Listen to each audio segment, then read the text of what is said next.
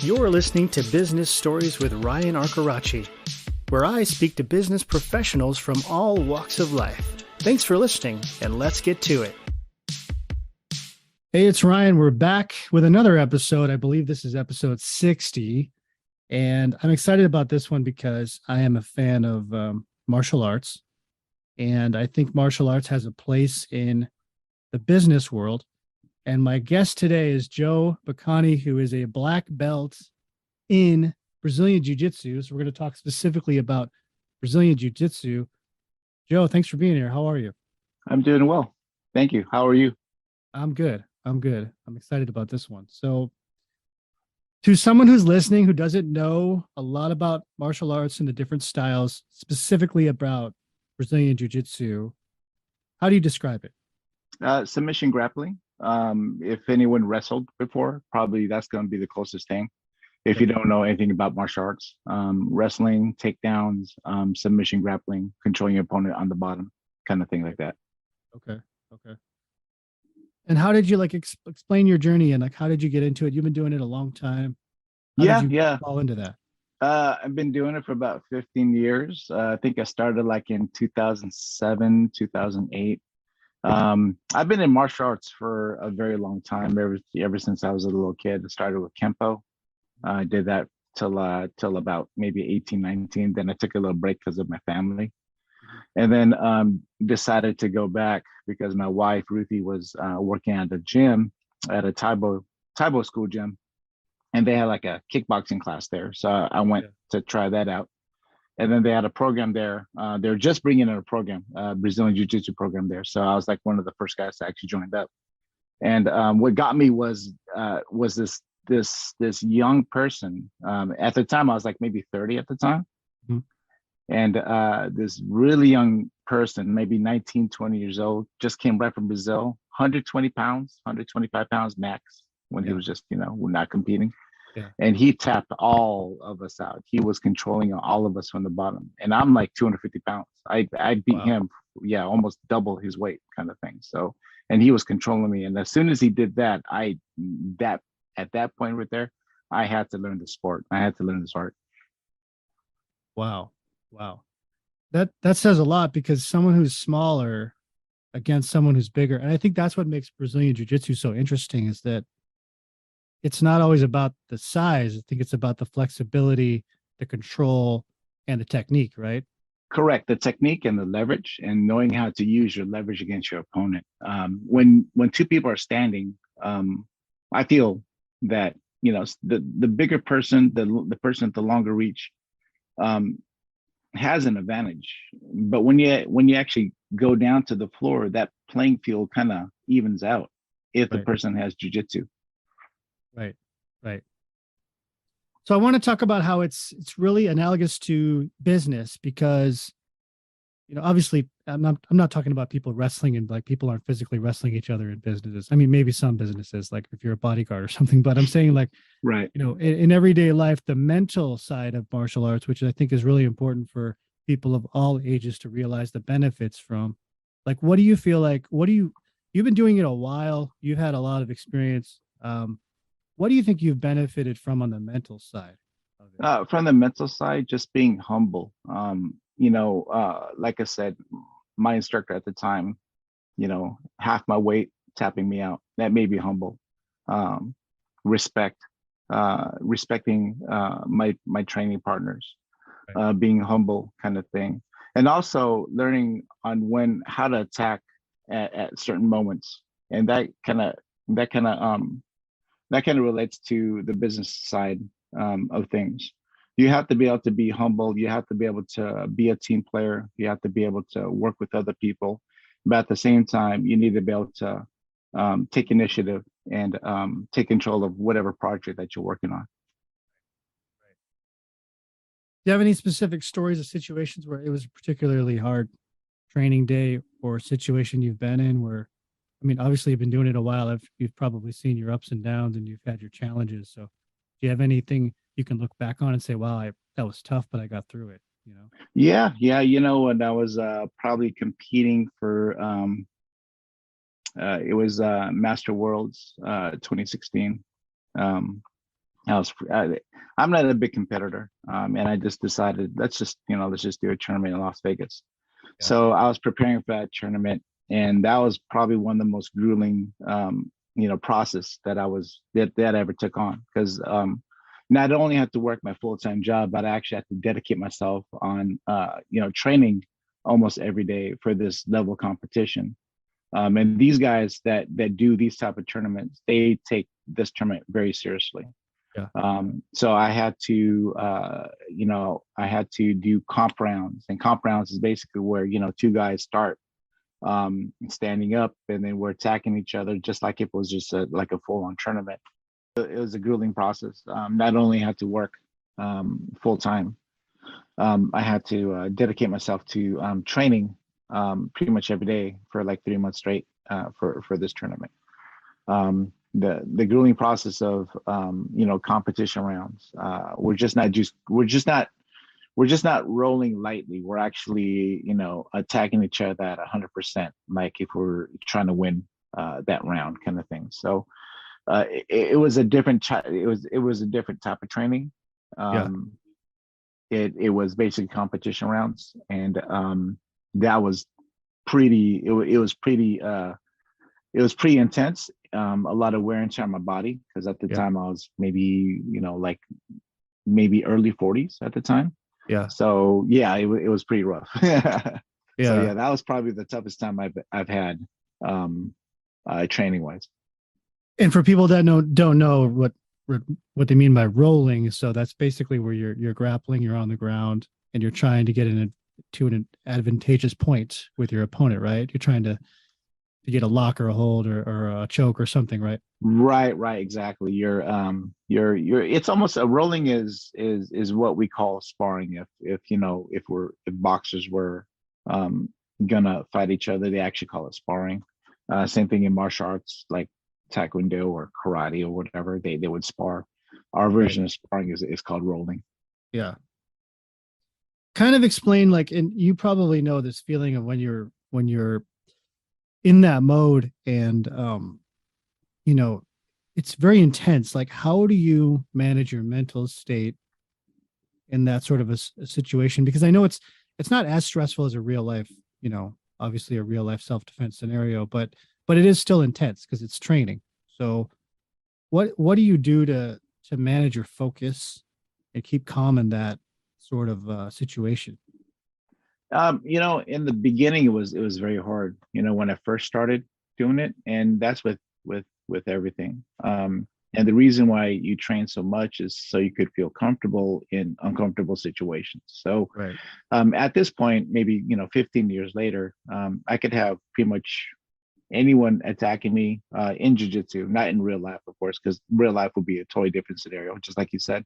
Right. But during the training session, anyone could attack me and put me in any position, whether they're directly on top of me, all their weight, doesn't matter. I would actually feel comfortable because I've been doing it for so long. Yeah. And I think it's just being repetitious, Yeah. doing this all the time. You just get accustomed to the training and the way that the way it is, and your body Right. gets accustomed to it too. Because say like if I took a break for like a month, my body would actually regress back. Hmm. And then after a while, so like if I do start training like a month later Yeah. and I go back in, I'll find like, after that first training session, after a month, I'll have bruises all over my body because my body regressed back. But then it takes a couple of weeks to get back, and Yeah. then my body will get used to it again. And I think what you said was interesting because you talk about being uncomfortable, right? So I think in the business world, it's every entrepreneur feels some level of discomfort, right? Whether it's at the beginning or in the middle or whatever you're doing, there's always some level of, I'm not sure I can do this. I'm not comfortable doing this, but you have to figure out a way to be comfortable within it, right? And I Yeah, think, yeah, I would yeah, think so. Yeah, yeah, because whenever I get like in like certain projects and I have to actually present projects to like a group of people, I'm a natural introvert myself, so I'm not uh, I don't do well in a public forum like that. yeah, So I kind of have to look at it almost like jujitsu. I kind of have to like break it down, step by step to really know what I'm trying to present and break it down to the audience basically. So I just have to kind of like, look at the project, and it is very uncomfortable for me to be in a public setting like that. But just after doing jujitsu throughout the years, kind of thing, Yeah. I kind of look at it like it's something I actually have to do, and I have to get through it, and that kind of helps me get through the project. Right. So what's your advice to somebody, there's people who could be listening to this of all different age groups, and obviously, you know, certain martial arts you can't do when you're older. I mean, you can, but you're limited because of your age or your body or whatever. So let's say someone's listening to this and they're interested in Brazilian Jiu-Jitsu, maybe not to be competitive, maybe just for the flexibility, the strength training. Like, do you think that the people that are maybe older or have no experience in martial arts, but they're interested in the exercise and the fitness side of it, do you think there's room for someone like that? And how would you like approach teaching them? Oh, absolutely. I feel that jiu-jitsu is for pretty much everybody, all age types, all male, female, whether you're 5 years old to 60 years old, kind of thing. It's available for everybody. I really suggest definitely watching a class first, just to make sure it's something that you're interested in.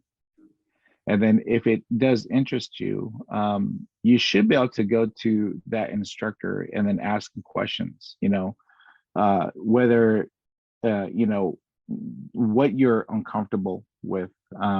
Mainly what I've seen, because I do own my own school, what I've seen is that the actual rolling part, the sparring part, is what people are kind of worried the most. So I tell you what, let's have you just do the warm up portion of class. I'll let you do the technique portion of the class, and during the sparring session, go ahead and set out for maybe 1 week, maybe 2 weeks, or whenever they feel comfortable, Yeah. and then slowly I'll put them in that situation. Maybe I'll pair them up with a person who has a lot of experience. So they'll do what we call like a flow roll, where they don't go 100%, you know, sparring each other at 100%. That advanced belt will help that new person, like with transitions, and explain the different moves and the different positions in jiu-jitsu. So that right there, it'll help build their confidence in that, and then eventually they'll start rolling on their own. Right. Right. I mean, can you think of any time in your life where things were particularly stressful and you felt like some of the things you've learned in jujitsu have helped you get through it? In particular, just like, maybe it's work or just life in general, stressful day at work or something. Can you think of any time like that? Yeah, I used to do because I work for a I currently work for a HR payroll company, an HR Okay. payroll company, Yeah. and we do these huge conventions every year for our clients, and Yeah. they send me out to do all the IT stuff. Yeah. Um, and then we have like a short amount of days, maybe 1 or 2 days, to actually set up this whole environment for these thousands of people that's going to be going to this convention center. Right. So that is pretty stressful. And same thing with just the way with martial arts. I have to look at it. I have to analyze the situation Yeah. that I'm in. And then I actually have to, kind of like say, okay, I have to basically break it down to what is most important, right? Yeah. What job needs to get done first, and that's what I attack first, and then kind of like organize it that Right. way. Same thing when you're rolling. You have to see what the situation is. Is this Yep. person trying to pass my legs? Is he trying to get me like in a some kind of a submission? And I have to solve that issue first before I move on to the next step, which Right. is trying to get on top, kind of thing, right? Right. Right. And I think it's interesting because you're always, it's almost like a physical chess match. And what's interesting about Brazilian Jiu-Jitsu is that it's literally every part of your body. So if you want like a full, really serious full body workout, I mean, your Jiu-Jitsu is hips, legs, chest, shoulders, neck. I think would you agree that there's really like almost no part of your body you don't use when you're I think, grappling? yeah, I think you use every single part of your body, every Yeah. single part of your body that you're using. Right. Yeah, it's actually fun because 15 years later, with jujitsu, it's always evolving. You don't have the same techniques as you do. I mean, you have all the basic core techniques that you have, you Yeah. know, when you first learn jujitsu, but jujitsu is always evolving, so there's always new techniques to learn. Just doing like a normal arm bar, right, from like from your back, Yeah. there's like there's like a dozen different ways to get to that position, Right. and there may be other ways to get to that position, Yeah. kind of thing. So you know you just kind of have to find the way that works for you. Right. Not one way is right and not one way is wrong. You just kind of have to find the way that it works for you because of different body styles, right? I'm a bigger guy Yep. and another person might be a smaller guy, so one technique might work for them rather than the way that I show it. Right. And what's interesting too is, if you're grappling with someone who's bigger and you're smaller, they're trying to get them into like a lock or a choke or something can be more difficult if they just have more weight, right? Or they're a bit stronger, or their body's just, you know, differently. It's just different, right? So it's harder. It's weird because with this martial art, there's like always nuances with when you're grappling how you approach somebody because they are different. Everybody's different. Everybody's shaped differently. Everybody's, their bodies are different, right? Yeah. I mean, you would, there's, say like if you have a smaller stature person, um, certain techniques are not going to work with a bigger person, so they have to kind of they kind of have to work around it. Right. Um, and that's just with the overall experience, right? You just have to roll with all these different people. Yeah. You have to roll. You just have to keep on training with different people, different sizes, and that's kind of like the good thing of what we got going on. The ability to train at our affiliates. We have affiliated gyms Yeah. that we could train with, and you get like hundreds of different people that you can actually train with, which Right. is really nice. Yeah. Yeah. So let's talk about your school. Like where is it and like what would you say? There's a lot of, I mean, the Gracie Academy and all these other places, there's been a lot of popularity around Brazilian Jiu-Jitsu over the last, I don't know, 10, 15, 20 years or so. So more longer than that, I think. But what do you think separates, like, tell us about your school. What do you think separates you from the others and how are you unique, would you say? Um, yeah, so my school is Rooted Jiu-Jitsu. It's located in Benicia, California. Mhm. Um, we are a part of the Saber Jiu-Jitsu affiliation. So we have like 6 other gyms that we could actually train at, which is really nice. Mhm. Um, I think what sets us apart, because I've been training at other places. I trained at other places before, and without mentioning any names, of the schools or or anything like that. I think the biggest thing, what kind of sets us apart is that we truly have like a family connection. It's not just about being the best; it's about helping each other um, grow Right. as a team, kind of thing. Yeah. And I think that separates us apart from other schools because we have that family connection. Right. And I think that's kind of the same thing with business, right? You have to grow together.